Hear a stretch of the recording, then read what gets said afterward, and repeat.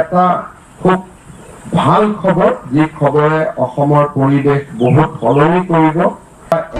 মুখ্যমন্ত্ৰীৰ পত্নী ৰিণিকী ভূঞা শৰ্মাই আৰু কিমান বেপাৰ কৰিব? এইবাৰ অৰিজিৎ সিঙৰ সাংস্কৃতিক অনুষ্ঠানৰ নামত চলিছে বেপাৰ। 16 ডিচেম্বৰত বৰ্ষাপাৰা ক্ৰিকেট ষ্টেডিয়ামত হ'ব সাংস্কৃতিক অনুষ্ঠান। কমেও 100 কোটি টকা উপাৰ্জনৰ লক্ষ্য ৰিণিকী ভূঞাৰ। টিকট বিক্ৰীৰ দায়িত্বত নামিছে চৰকাৰী বিষয়াও। ঠিকাদাৰক টিকট ক্ৰয়ৰ হেঁচা লোক নিৰ্মাণ বিভাগৰ অভিযন্তাৰ। বিহুৰ নামত মুখ্যমন্ত্ৰী হিমন্তই তেওঁৰ পত্নী ৰিণিকীৰ নামত চলাইছিল বিহু ৰিণিকী বুলি প্ৰচাৰ। 2024 যদি অসমত বিজেপি চৰকাৰ গঠন কৰে তেন্তে কি হ'ব দুখীয়া মানুহৰ অৱস্থা? চাহ বাগিচাৰ মাটি কিনাৰ পৰা আৰম্ভ কৰি বিভিন্ন বেপাৰত নামিছে পতি পত্নী। থাৰ্ড গ্ৰেডত কিমান দিব লাগে বুলি? থাৰ্ড গ্ৰেডৰ চাকৰিটো 5 ন, আৰু ফ'ৰ্থ গ্ৰেডত 3 লাখ ন? হয়, ঠিকেই শুনিছে আপুনি। দৰদাম চলিছে। পিছে কিহৰ? আপুনি যে কথাটো কৈছিলা, এই চাকৰিটো ক'ৰ? চাকৰিটো কোন ডিপাৰ্টমেণ্টত? লখিমপুৰতে হ'ব। লখিমপুৰতে হ'ব ন? আপুনি যে কথাটো কৈছিলা, এই চাকৰিটো ক'ৰ? চাকৰিটো কোন ডিপাৰ্টমেণ্টত? লখিমপুৰতে হ'ব। লখিমপুৰতে হ'ব ন? এয়া চাকৰিৰ নামত বিজেপি নেতাৰ দালাল ৰাজ। নিতৌ এইদৰে ভাইৰেল হৈছে বিজেপি নেতাৰ অডিঅ'। দুৰ্নীতিমুক্ত অসম গঢ়াৰ দিশে ধাৱমান হোৱাৰ সময়তে এইদৰে বিজেপি নেতাৰ কুকৰ্ম ফাদিল হৈছে নিতৌ। এয়া লখিমপুৰৰ সংখ্যালঘু মৰ্চাৰ কাৰ্যনিৰ্বাহক শামছুল হুছেইনৰ ভাইৰেল অডিঅ'। তৃতীয় চতুৰ্থ বৰ্গৰ নিযুক্তিৰ নামত 3 পৰা 5 লাখ টকা দাবী এইগৰাকী তথাকথিত বিজেপি নেতাৰ। তুমি থাৰ্ড গ্ৰেডত কিমান দিব লাগে বুলি? থাৰ্ড গ্ৰেডৰ চাকৰিটো লখিমপুৰ 5 ন, আৰু ফ'ৰ্থ গ্ৰেডত 3 লাখ ন? তাৰপিছত কেতিয়া কৰি দিবা সেইটো কামটো? সেইটো বিহুৰ আগত হৈ যাব, ইলেকশ্যনৰ আগত। কাগজ পত্ৰবোৰ দিব লাগিব এতিয়া ন? ধন দাবীৰ কল ৰেকৰ্ডিং ভাইৰেল হোৱাৰ পাছতেই নেতাগৰাকীৰ ওপৰত ক্ষুণ্ণ হৈ পৰে বিধায়ক মানৱ ডেকা। লগে লগে বিধায়কগৰাকীৰ নিৰ্দেশত আৰক্ষীয়ে আটক কৰে চাকৰিৰ বজাৰ পতা এইগৰাকী বিজেপি নেতা শামছুল হুছেইন ওৰফে ৰাজাক। ইপিনে চিৰাঙৰ বিস্তৃত বিজেপি নেতাৰ অবৈধ চাকৰিৰ বেহা। খুদ বিজেপি নেত্ৰীৰ পৰাই ধন সংগ্ৰহ বিজেপি নেতাৰ। OBC মৰ্চাৰ উপসভাপতি চৰিত্ৰ বৰ্মনৰ ভাইৰেল অডিঅ'। অংগনৱাড়ী কেন্দ্ৰত চাকৰি দিয়াৰ নামত 2টা কিস্তিত বিচাৰিছিল 1 লাখ টকা। শুনক চৰিত্ৰ বৰ্মনৰ ভাইৰেল অডিঅ'ৰ ক্ৰিয়ৰ অংশ। হৃদয় আৰু তোৰ বাহিৰে যাতে দ্বিতীয় কোনো ব্যক্তি গম নাপায়। বেৰাৰো কাণ থাকে, বুজিছা?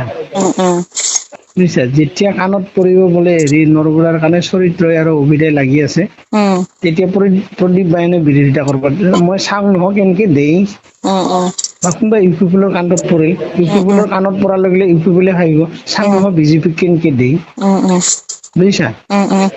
সেইকাৰণে তই আমি কি কৰিব লাগে কৰি আছো, যাতে দ্বিতীয় কোন তোমাৰ দুজনৰ বাহিৰে যাতে দ্বিতীয় ব্যক্তি কায়ো নাজানে, আৰু তই মৌখিকভাৱে সকলোকে তেল মাৰি থাকবি, বুজিছা? খুদ বিজেপি কৰ্মকৰ্তাৰ পৰাই এইদৰে চৰিত্ৰ বৰ্মনে চাকৰিৰ নামত বিচাৰিছে ধন। ইপিনে এই চাকৰিৰ দালাল চক্ৰৰ সৈতে নাম সাঙুৰ খাই পৰিছে BTCৰ উপাধ্যক্ষ অভিৰাম মহানায়কৰ নাম। চৰিত্ৰ বৰ্মনৰ কল ৰেকৰ্ডিঙত স্পষ্ট এই কথা। UPPL বিজেপিৰ কথা কৈ কেনেদৰে চৰিত্ৰই চৰিত্ৰ ৰূপায়ণ কৰিছে শুনক। অভিদা আৰু মোৰ নাম লিখি দিবা কৈছে তো ডকুমেণ্টগিলাখনত তিনিজনৰে, সেইকাৰণে নাম লিখি দিব কৈছে।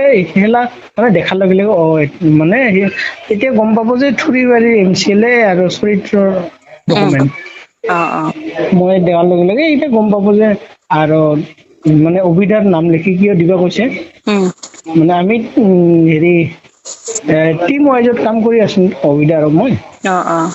যেতিয়া মই অভিদাৰ নামটা লিখি দিম তেতিয়া সেই মানুহজনে অভিৰাম দাক সুধিব, বোলে দাদা এনেকে চৰিত্ৰ এনেকা ডকুমেণ্ট পঠাইছে, আপুনি গম পায় না নাপায়, সেনেকা আৰু কি বাকীখিনি কি কৰিব লাগে চব মই কৰি আছো। ৰাজ্যত যে এতিয়াও চাকৰিৰ নামত দালাল ৰাজ চলি আছে, এয়াই ইয়াৰ প্ৰমাণ। খুদ বিজেপি নেতাই এইদৰে চাকৰিৰ নামত চলাই আছে বেহা।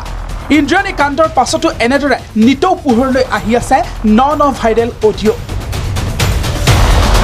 লখিমপুৰৰ পৰা কুশল শইকীয়া আৰু চিৰাঙৰ পৰা ৰিমোচেন প্ৰাগ নিউজ। তেওঁলোকে 5 কোটি পৰা 10 কোটি বাজেট 21জন কেন্দ্ৰৰ কাৰণে ৰেডি কৰি থৈছে। সিন্ডিকেট টকা আছে, 13টা আইটেম সিন্ডিকেট চলে অসমত।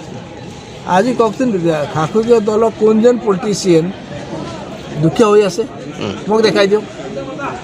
কোনো নাই, চবে ঘটি আছে। তেনেকুৱা ঘটাৰ উদাহৰণ আজিলৈ অসমত হোৱা নাছিলে। গতিকে এইবিলাক লেকচাৰবাজি জুমলাবাজি মাৰি লাভ নাই। বাস্তৱ কথা ক'ব লাগে।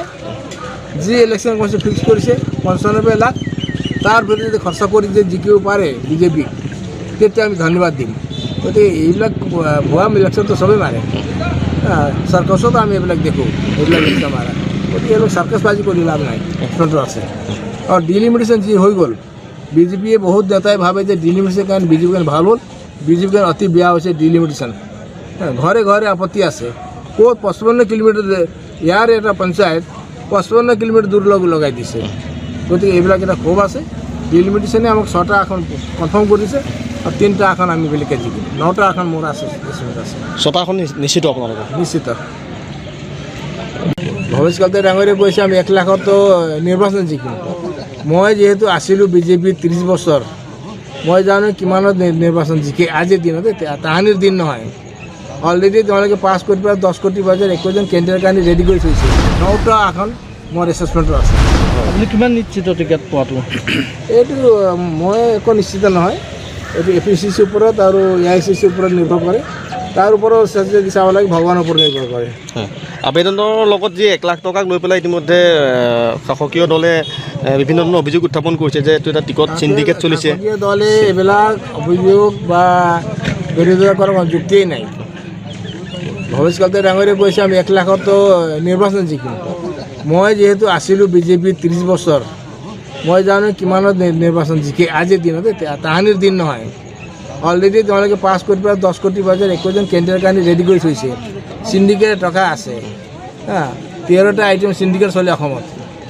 আজি কওকচোন শাসকীয় দলৰ কোনজন পলিটিচিয়ান দুখীয়া হৈ আছে মোক দেখাই দিয়ক। কোনো নাই, চবে ঘটি আছে।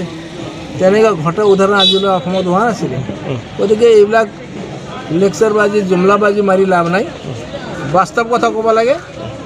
যি ইলেকশ্যন কমিশ্যন ফিক্স কৰিছে 95 লাখ, তাৰ ভিতৰত যদি খৰচা কৰি যে জিকিব পাৰে বিজেপি, তেতিয়া আমি ধন্যবাদ দিম। গতিকে এইবিলাক ভুৱা ইলেকশ্যনটো চবেই মাৰে। চাৰ্কাছতো আমি এইবিলাক দেখোঁ, এইবিলাক ইলেকশ্যন মাৰা। গতিকে এইবিলাক চাৰ্কাছবাজি কৰি লাভ নাই। কংগ্ৰেছে কিমানখন আসনত জয়ী হ'ব বুলি আপুনি আশাবাদী? মোৰ এছেছমেণ্টত যে যদি কেণ্ডিডেট যদি চিলেকশ্যন ভাল হয়, চবতে কণ্ডিশ্যন এটা থাকে নহয়, চৰ্ত থাকে নাথাকে। যদি সেই চৰ্তত কেণ্ডিডেট চিলেকশ্যন ভাল হয়, গ্ৰাছ ৰুট লগত টাচ থকা কেণ্ডিডেট যদি হয়, বিভিন্ন জাতি জনগোষ্ঠীৰ লগত মিলা, একলগ হোৱা, দুখীয়া ধনী চবক এক চকুৰে চোৱা, চিম্পল সাধাৰণ, অলপ জ্ঞানো থাকে। আজিকালি জ্ঞানো লাগে পাৰ্লিমেণ্ট ক'বলৈ। তেনেহ'লে আমি 9টা আসন মোৰ এছেছমেণ্টত আছে। আৰু ডিলিমিটেশ্যন যি হৈ গ'ল, বিজেপিয়ে বহুত নেতাই ভাবে যে ডিলিমিটেশ্যন কাৰণে বিজেপি কাৰণে ভাল হ'ল, বিজেপি কাৰণে অতি বেয়া হৈছে ডিলিমিটেশ্যন। ঘৰে ঘৰে আপত্তি আছে। ক'ত 55 কিলোমিটাৰ ইয়াৰ এটা পঞ্চায়ত 55 কিলোমিটাৰ দূৰ লগাই দিছে। গতিকে এইবিলাক এটা ক্ষোভ আছে। ডিলিমিটেশ্যনে আমাক 6টা আসন কনফাৰ্ম কৰিছে আৰু 3টা আসন আমি বেলেগকৈ জিকিম। 9টা আসন মোৰ আছে, 6টা আসন নিশ্চিত আপোনালোকৰ? নিশ্চিত।